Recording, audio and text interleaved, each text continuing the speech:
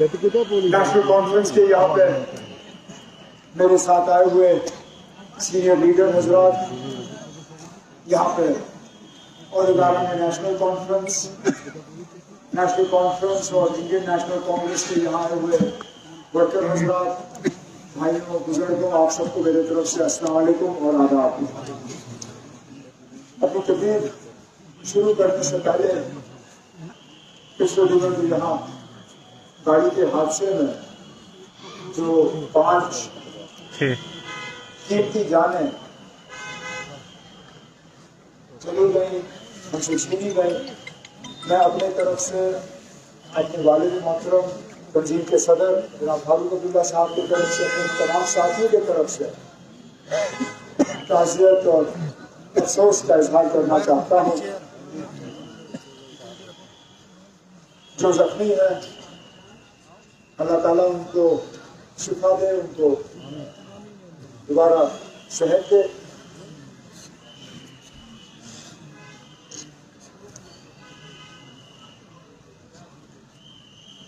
जिस तरह सजाद और खालिद साहब दोनों ने कहा है, इलेक्शन का पूर्व बच चुका है, फैसले का दिन नजदीक आता जा रहा है। 19 तारीख को चुनाव वादी के लोगों ने यह तय करना है कि नुमाइंदे के तौर पे किसको भेजना है अगले 5 साल आपकी नुमाइंदगी करने के लिए, आपकी जज्बातों की तर्जुमानी करने के लिए। पहले तो हम ये देखें कि पिछले 5 साल में हमारे हालात क्या बने, क्या बेहतरी आई, क्या हम और ज्यादा तरक्की की तरफ चले, क्या बेरोजगारी में कमी आई, क्या गुर्बत में कमी आई, क्या हमारे बच्चों की तालीम जो है वो बेहतर हुई, क्या सेहत का निज़ाम बेहतर हुआ, क्या हुकूमत के साथ हमारा तालमेल और रास्ता जो है वो बढ़ गया। जब हम देखें और लोगों से जब मैं बात करता हूँ, उनसे पूछता हूँ कि बताएं बेखुसूस 5 अगस्त 2019 के बाद क्या बेहतरी आई आपकी जिंदगी में, आपके साथ जो वादे हुए थे उन वादों पे कहाँ तक अमल हुआ। देखने को कुछ खास मिलता नहीं। वो चीजें जो पहले से चलती आई उन्हीं के तरफ इन लोगों का इशारा होता है कि जनाब हमने सड़क पर तेल डाला, हमने जनाब दवाइयों को जो है अस्पताल में दवाइयाँ दी, हमने जनाब स्कूल में टीचर भेजे। लेकिन ये पहली मर्तबा तो नहीं हो रहा है, सालों साल से तो ये सिलसिला चलता है। इसको करने के लिए 370 को रद्द करना या जम्मू कश्मीर को 2 हिस्से करना या जम्मू कश्मीर को यूपी बनाना, इसकी क्या जरूरत थी। लेकिन हमारे साथ जो बड़े बड़े वादे हुए थे, हमें कहा गया था कि बच्चों के रोजगार के सिलसिले में हम नेशनल कॉन्फ्रेंस वाले रुकावट हैं। बार बार ये कहा जाता था कि नेशनल कॉन्फ्रेंस वाले जो है ये तरक्की के दौर में एक रुकावट बन के आते हैं। ये लोग चले जाएंगे तो बाहर से पैसा भी आएगा, सारा इन्वेस्टमेंट होगा और एक नया नक्शा जो है वो खींचा जाएगा। मुझे हुकूमत छोड़े हुए अब लगभग 10 साल हो गए। 10 साल क्या तब्दीली लाई उन्होंने? कौन सा रिक्रूटमेंट का नया सिलसिला चला? कहाँ है वो नौकरियां जिनके वादे हुए थे? यहाँ ठाकनी की सरजमीन पे हम खड़े हैं। 5 अगस्त 2019 के बाद उन्होंने वादा किया था कि नई फैक्ट्रियां खुलेंगी, नए कारखाने लगेंगे, मुलाजमत के नए रिश्ते जो हैं वो तैयार किए जाएंगे। आज मैं मजबूर होता हूँ 2024 में पूछने पे कि बताइए ना, कौन सी नई फैक्ट्री आई, कौन सा नया कारखाना आया? यहाँ रतले का पावर प्रोजेक्ट जो मेरे दौरे हुकूमत में शुरू हुआ था, कितने ठाकरी के लोग जो हैं उस रतले के पावर प्रोजेक्ट में काम कर रहे हैं।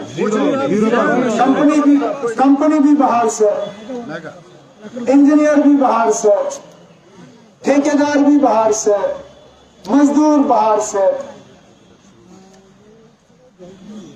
मां सिवाय बीजेपी वालों ने अपने चंद लोगों को यहाँ 10-20 पैसे का फायदा देने के लिए उनको कुछ दिया होगा।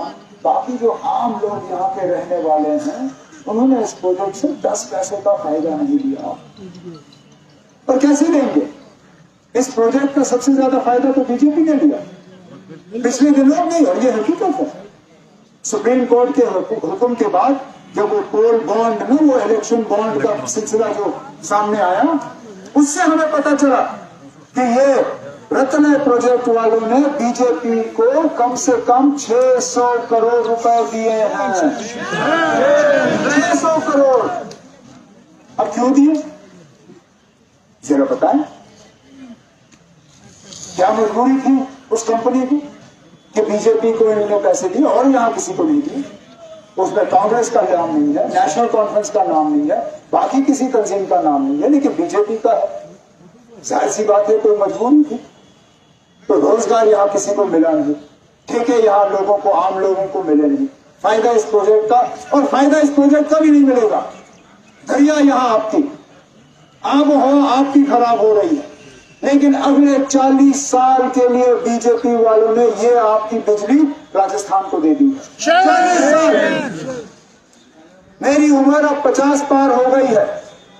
अंदाजा करिए ना, जब हमें ये बिजली अपने घरों में पहुंचेगी, अगर अल्लाह ने मेरी जिंदगी रखी होगी, मैं 90 साल पार कर गया होऊंगा। अब सोचिए, कहां आज और कहां 40 साल। 40 साल तक हम इस बिजली प्रोजेक्ट का पावर नहीं देखेंगे। क्या ना, क्या यहाँ 24 घंटे आपको बिजली मिली थी? अरे यार, सर्दियों में मुझे मालूम है क्या हाल रहता है। 8-8, 10-10, 12-12 घंटे बिजली काट, और इसके बावजूद ये पावर प्रोजेक्ट इन्होंने दूसरों के हवाले किए। देखिए कितनी आसानी से हमारे जज्बातों के साथ खिलवाड़ होता है। पहली मर्तबा मैंने अपनी जिंदगी में ये देखा कि ईद के रोज पे सरकारी मुलाजमों को छुट्टी नहीं मिली। पहली बार। नहीं तो जैसे ही ईद का ऐलान होता था, उसी वक्त हुकूमत की तरफ से ऐलान होता था कि फलाने दिन जो है छुट्टी होगी। ये पहली मर्तबा मैंने देखा है कि ईद के रोज सरकारी मुलाजमों को कहा गया था कि आप या तो कैजुअल लीव ले लीजिए या हम आपको एब्सेंट करार करेंगे। ये इस हुकूमत का हाल। कहां कहां हमारे जज्बातों के साथ खिलवाड़ नहीं होता। तभी तो मैं यहां आया हूं लोगों को होशियार करने के लिए, क्योंकि एक बहुत बड़ी साजिश रचाई जा रही है आपके वोटों को तकसीम करने के लिए। मैदान में 2 ही उम्मीदवार हैं जो इस इलेक्शन को जीतने की कोशिश कर रहे हैं।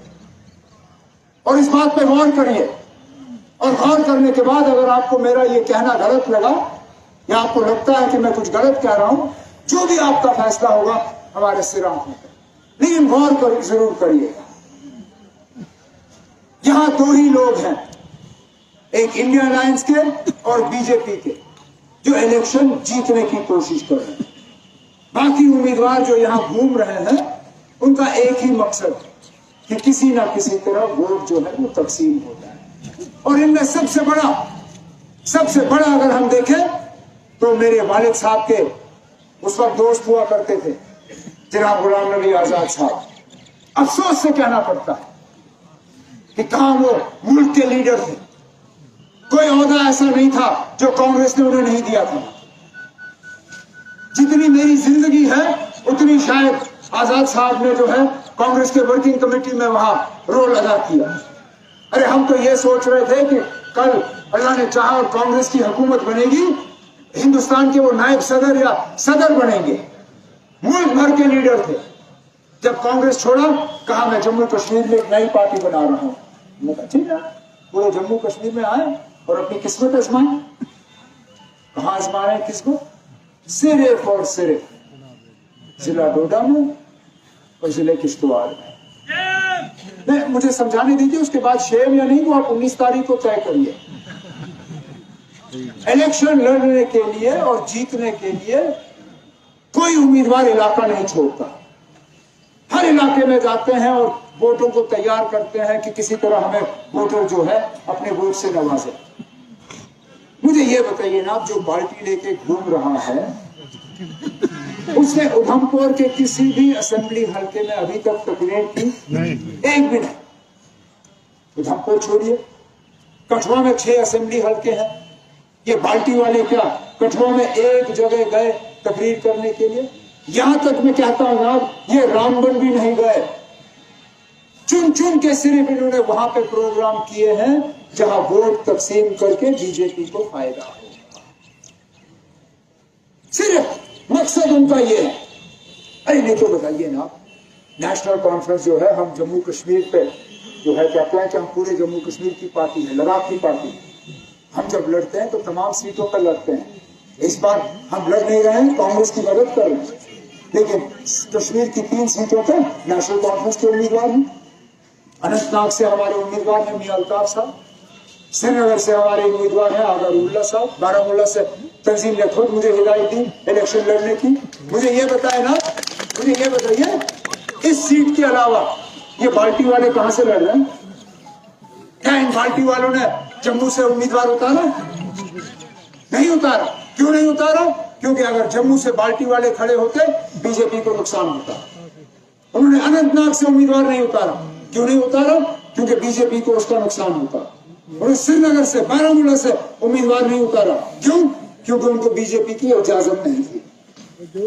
तो सीधा सीधा इससे पता चल जाता है ना कि ये लोग मैदान में उतरे हैं आप लोगों को फायदा पहुंचाने के लिए नहीं, आपकी नुमाइंदगी करने के लिए नहीं, आपके मुतालबे और आपकी मुश्किलात हल करने के लिए नहीं, बल्कि सिर्फ और सिर्फ बीजेपी का फायदा करने के लिए। और वो बीजेपी जिसने जम्मू कश्मीर को तंग करने में कोई कसर बाकी नहीं रखी।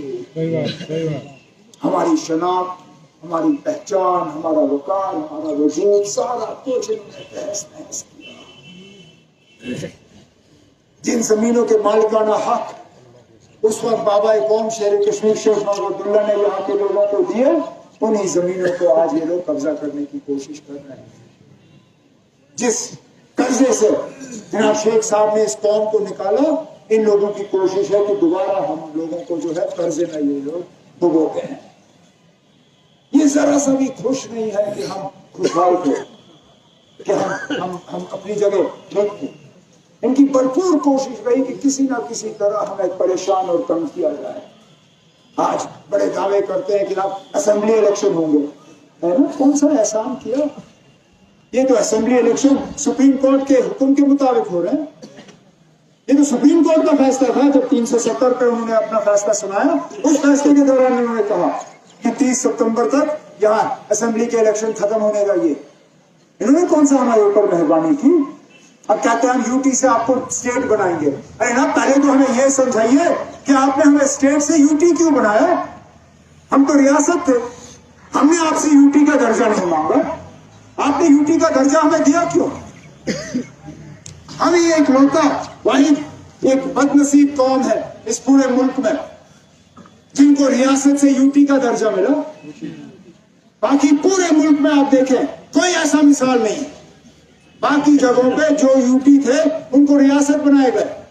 हम ही हैं जो रियासत थे, एक तो हमारे 2 टुकड़े किए और उसके बाद हमें यूटी का दर्जा दिया, और जरा सा भी फायदा हमें पहुंचा नहीं। और इसलिए मैं यहां लगातार पिछले 2-3 दिनों से 4 दिन का मेरा प्रोग्राम है इस पूरे वादी में। मकसद मेरा यह है कि मैं कम से कम ये चंद बातें लोगों के सामने रखूं, इस उम्मीद के साथ कि लोग इसके वोटर जो है इसके गौर करें और देखें कि वाकई जमीनी सतह पे क्या हो रहा है और आपके वोटर को किस तरह तकसीम करने की कोशिश की जा रही है, आपकी आवाज को किस तरह कमजोर करने की कोशिश की जा रही है। और अगर इस सब के बाद 19 तारीख तक आपको मेरी कोई बात जो है सही नहीं लगी बंद करो यार, तो शौक से आप जिसको भी वोट डालना हो आप डाल दीजिए।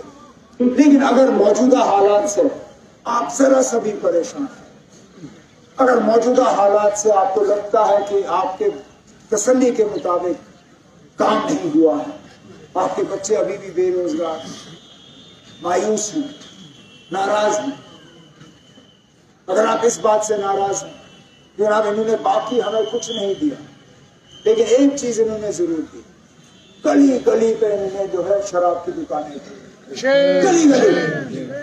आप देखें जहां नया स्कूल नहीं बना वहां शराब की दुकान खुली, जहां नया कॉलेज नहीं बना वहां शराब की दुकान खुली, जहां नया अस्पताल नहीं बना वहां शराब की दुकान खुली, जहां नया प्राइमरी हेल्थ सेंटर नहीं बना वहां शराब की दुकान खुली। एक चीज का ये लोग जरूर दावा कर सकते हैं, बेशुमार उन्होंने शराब की दुकानें खोली और कुछ नहीं दिया इन्होंने। हमारे बच्चों को बच्चियों को नशा और नशीली दवाइयां, इसके अलावा कुछ नहीं। अगर आप इन हालात से मुतमईन हैं, अगर आपको लगता है इन्होंने बहुत अच्छा किया है, तो 19 तारीख को आप कोई सा भी निशान ढूंढे, मुझे गिला नहीं। लेकिन अगर आप आज मौजूदा हालात से परेशान हैं, अगर आप एक पैगाम भेजना चाहते हो हमारे हुक्मरान को कि ये जो दौर चल रहा है हम इसको बर्दाश्त नहीं करेंगे, तो फिर मेहरबानी करके आपने पोलिंग बूथ में जाके, आपको हल का बटन नहीं दिखेगा। जो मेरे नेशनल कॉन्फ्रेंस के साथी हैं वो मशीन पे जाके हल का निशान ढूंढेंगे। इस बार आपको हल का निशान नहीं मिलेगा, क्योंकि हम वोटों का बंटवारा नहीं चाहते थे। हम नहीं चाहते थे कि वोट तकसीम हो, इसलिए हमने इस इलेक्शन में अपना उम्मीदवार नहीं उतारा है। हमारा उम्मीदवार जो है अलायंस का उम्मीदवार है, कांग्रेस का उम्मीदवार है, इंडिया अलायंस का उम्मीदवार है। हमारे उम्मीदवार का बटन जो है चौथे नंबर पे है। चौथे नंबर पे हमारे उम्मीदवार का बटन है। मेहरबानी करके सुबह सवेरे 19 तारीख को आप लोग घर से निकलें, पोलिंग बूथ में जाएं, चौथा बटन ढूंढ लीजिए।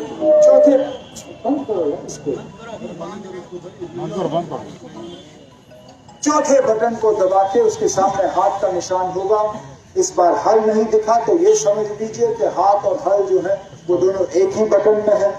हाथ का बटन दबा दीजिए, हमारे अलायंस के उम्मीदवार को कामयाब करिए, ताकि हम न सिर्फ बाकी मुल्क में बल्कि दुनिया भर में ये पैगाम भेजें कि हम मौजूदा हालात से मुतमईन नहीं है, हमें तब्दीली चाहिए, हमें बदलाव चाहिए। और उस बदलाव के लिए पहला कदम जो है हम 19 तारीख के साथ, इस उम्मीद के साथ कि आपका फैसला जो है 19 तारीख को सही होगा।